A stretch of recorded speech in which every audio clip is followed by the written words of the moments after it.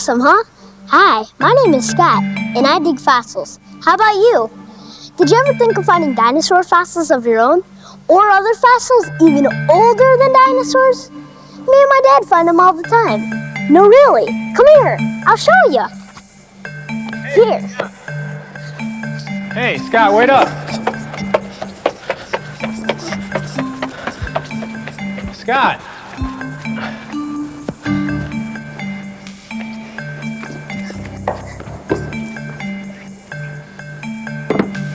We found fossils exactly like the ones in this case. Like that Allothopteris fern, and that Annularia, and that Neuropterus leaf. We even found fishes and shrimp and jellyfish too. 300-million-year-old fossils. And you want to know the neatest part of all? My dad and I found these fossils just 75 miles from our house. Right, Dad? Yeah, just about an hour or so from our house. But from the way they're looking at you, I don't think they believe us. Oh, yeah? Here, let me show them. We found those and a whole bunch more just like them yesterday. Look, a lot of fossils come in concretions like this. And Dr. Richardson, the paleontologist at this museum, says that pretty much wherever you live in the United States, you probably know more than a couple hours or so from finding fossils of your own. Hey, Dad, let me tell them how we hunt for ours, okay? Sure, go ahead. I think we got some time. I'll be over here reading the paper. My dad and I go every couple weeks or so, usually on weekends. Sometimes my mom and sister come too. They love it. They really found good ones on a couple trips. We usually start out real early in the morning, and we get there early when it's not too hot. The tools you need where we hunt are pretty simple. A couple of buckets for collecting, some hammers with picks on the end, maybe a shovel or two. We pack lunch and drinks the night before, and we dress in beat-up clothes that protect us from dirt, rocks, and bushes. It's a good idea to take bug repellent and toilet paper along too. We pack everything in a wagon, and in no time we're on the highway, usually when the sun's coming up.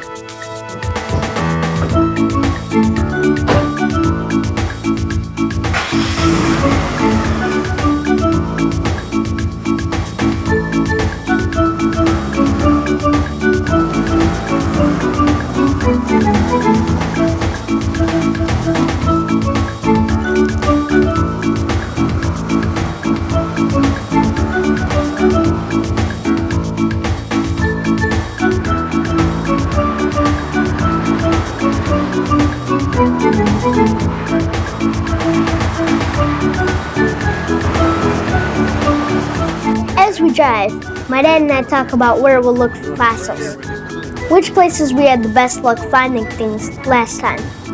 You know, stuff like that. Good fossil hunters make lots of notes and keep maps of where they've been. The museum gave us some maps we use.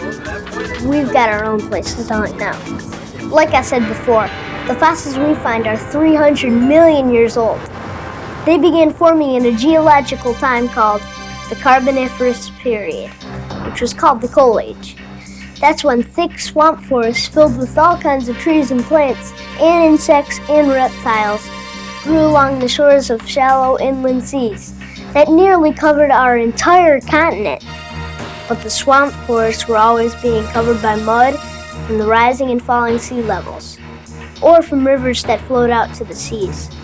Trees fell, plant life died, and everything, including living creatures, was quickly buried under layers of mud. These huge amounts of plants that didn't rot away were compressed into rock, called coal. That's why coal is called fossil fuel. The mud that covered the thick swamp plants compressed into clay and shale, where most of the fossils were formed. Actually, the way most fossils form in shale is pretty easy to understand. Let's pretend this putty is the mud in the swamp forest, and a leaf falls into it, and before it can rot away, it's covered by more mud from a river. Then after 300 million years, you come along and open the concretion.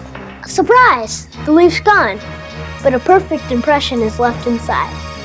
That's why they say this kind of fossil happened by carbonization. Another kind of fossil is formed when a hard-shelled creature dies. and falls into underwater silt or mud, like this clay. The silt or mud hardens into rock, and the water dissolves the creature, leaving a hollow mold in the rock. Over millions of years, fine minerals from the water and rock fill the mold, and it hardens into stone too. Then you come along again, find the rock or shale, and break it apart to find the exact cast of the outer shapes of the creature. These are called mold and cast fossils. Pretend demonstrations make things easy to understand, but fossil hunting isn't always easy. It's tough, tiring work sometimes. The places we go are off the main roads and real rough and hilly. The first place we looked yesterday was a place just like that. A lot of big hills, rough ground, and thick bushes and stuff. Even little lakes all around. And it wasn't too easy to get there either. Dr. Richardson told us that the whole area used to be a coal mining region for over 100 years. Remember how the mud and water covered the swamp forests and the coal was formed? Well, when the coal companies dug down and stripped the coal layer out of the ground, they piled the shale layer with fossils into huge hills. And that's where we hunt, on those hills. Once we get to the site, we usually size up an area and only take what we need. Buckets, hammers, and our drinks is all we needed the first place we hunted yesterday. And this is a good time to talk about safety and smart fossil hunting. Even if I could drive way out where we fossil hunt by myself, I wouldn't. And you shouldn't even think about fossil hunting without your dad or mom along with you. And that means around your house too. There are no fossils close to your house where you play. So don't go to any hills or gullies nearby, or construction sites, or lakes, or streams, or fields, or caves near your house. Don't go by yourself or with friends to fossil hunt around your house. You won't find them there. I always forget that. You can only get hurt in places like that. Only fossil hunt with your parents.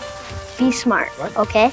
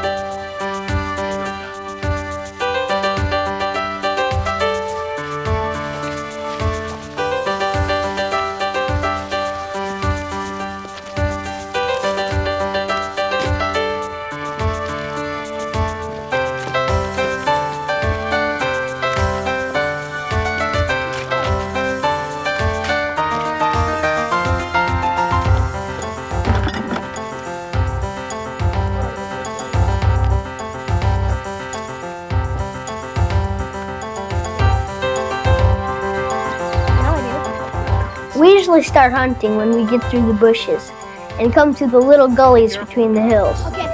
That's where the rain and weather has washed the soft clay and shale away, and we can spot the fossil concretions sticking out of the deep furrows in the hills. Sometimes the weather uncovers the concretions entirely, and they roll down the hills by themselves. Then, we find them at the bottom of the hills. But whether we find them right out in the open, or we have to climb around the hills and dig for them, the real fun is the hunt. climbing around, digging in the hills, playing outside with your dad. Whack it. Okay, here, I'll grab it.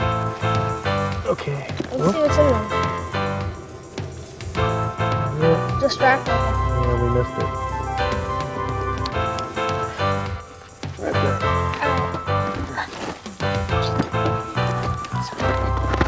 I got you. That one right here, it's a biggie. Ooh, Yeah, this one? that one. Yeah. There you go. I got it. Oh, not gonna be able to make the bucket from up here. Ready? Sometimes it feels like the Look at this, fossils are gold mine. hiding on us. And my dad and I joke with each other. Where would we hide if we were fossils? I know it's hard to believe, but after you've hunted a bunch of times, you start to get to know what shaped rocks probably have fossils in them.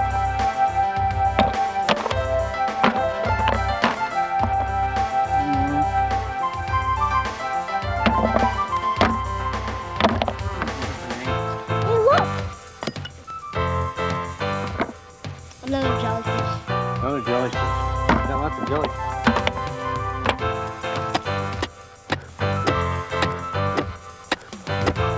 The round shapes usually have jellyfish. Longer ones probably have leaves or twigs or bark.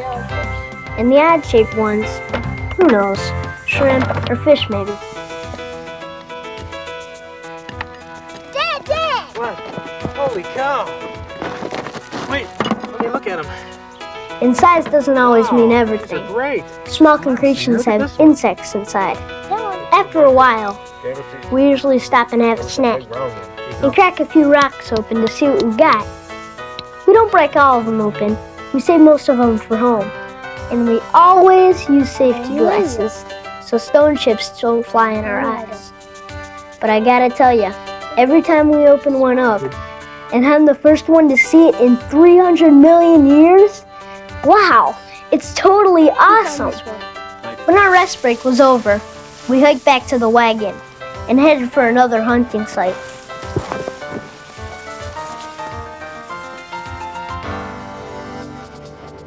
The second place we went was near a nuclear power station, not too far from the first site. My dad got permission and passes from the university to get in the areas behind the power plant because the land belongs to the power company.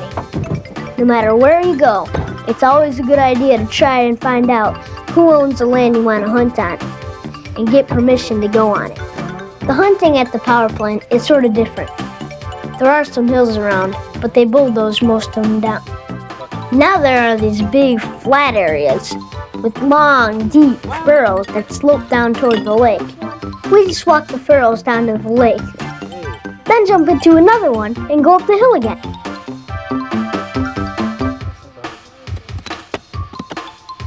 Oh, that one. Grab that.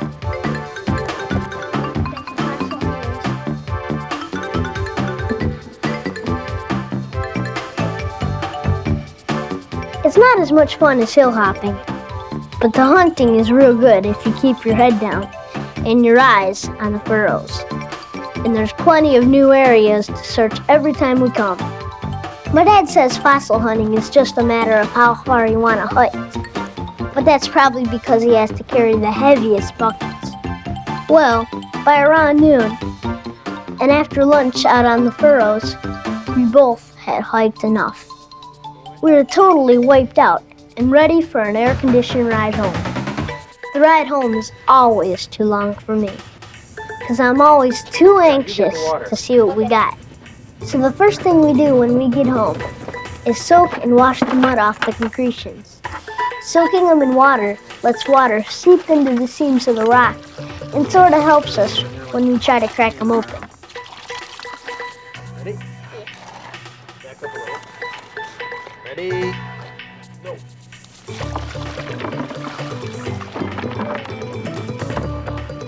Then after we spread them out to dry, we put on our safety glasses and use the square end of our hammers to try to pop them open. There's a certain flat plane that the fossil is likely to be positioned in, inside the rock, So we hit the rock on the edge of that plane. It's like how you break open a peanut shell. A lot of the time, we end up with just a lot of rock broken. But other times, it's just fantastic. They pop into two perfect halves, like they were anxious to show themselves to me.